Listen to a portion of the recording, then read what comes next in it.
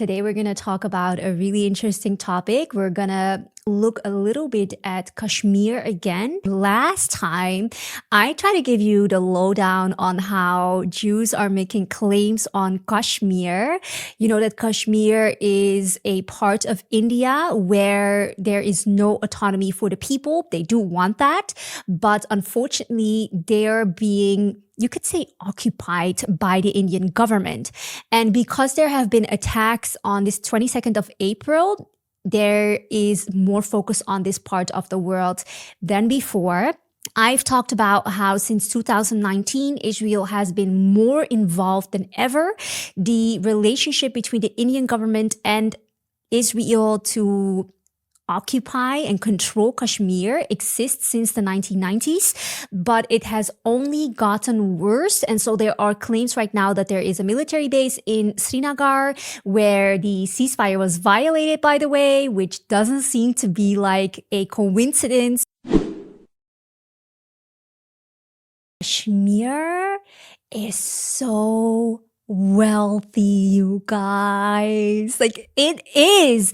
It's not just heaven on earth. Like that's literally what it's described as on all these tourist websites. Like there was always this comparison between Kashmir and Himachal Pradesh, which is where the Israeli towns are. And people were like, which one is more beautiful? And people were always like, it is Kashmir. And so now that Kashmir is not as accessible as before, obviously people are going to go now to the places where the Israeli towns are at, which is problematic. But apart from that, Kashmir is rich, rich, okay? So the Economic Times of India, they reported that a Geological Survey of India announced that there's 5.9 million tons of lithium in Jammu and Kashmir. And this would be the equivalent of $500 billion, half a trillion. That's a lot, okay? Kashmir is carrying India on its back. Like that's 14% of the Indian GDP. I just want to let you know that. That's why they're thirsty. They're thirsty over Kashmir because the money that's over there. And in January 2025, they found 2 more blocks of lithium and they declined to talk about the estimated reserves. They didn't want to talk about it. Okay, because they were like, let me first create more problems there. I think that's what they were like. Anyways, companies like Tesla are heavily reliant on lithium.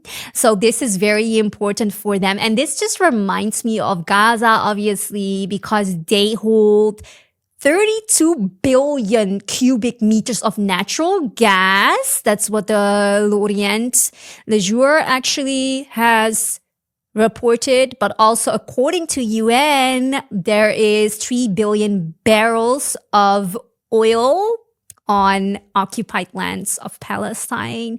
Yo, people are so thirsty for money. That's crazy. Okay, I'm just gonna make a final point. I think it's the best point. I just want you to know something, okay? And I want you to know this well.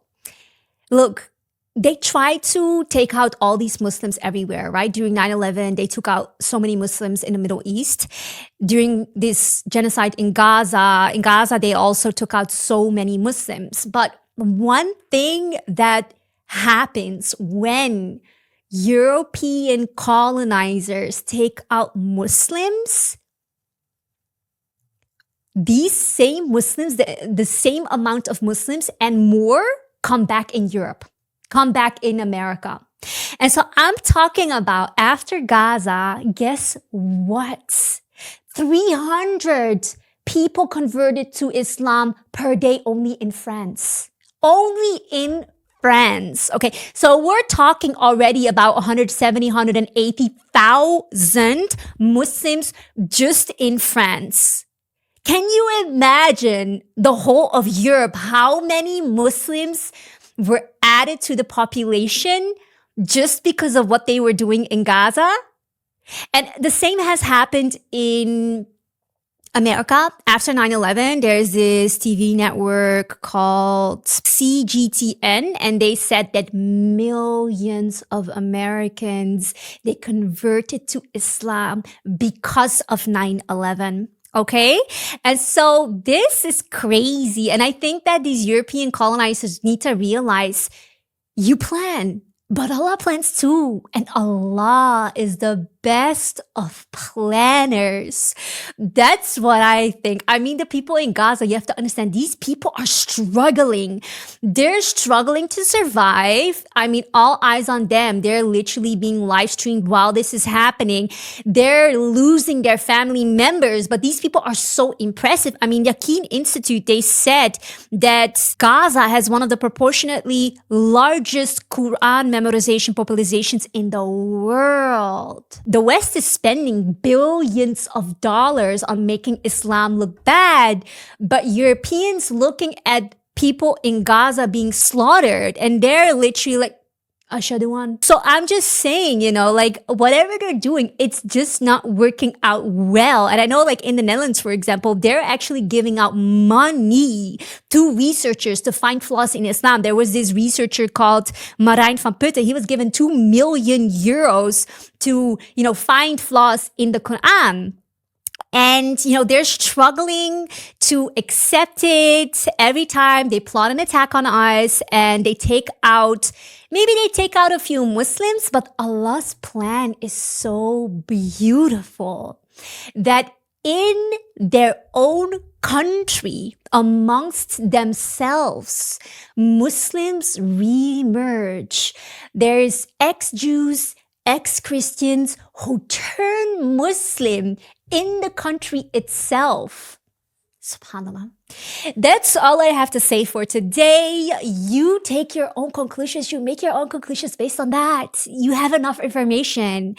Okay, so that's it for today. Keep watching for next time. If you want to become a public speaker like me, make sure to sign up for the Speak Out course. And I look forward to seeing you again soon.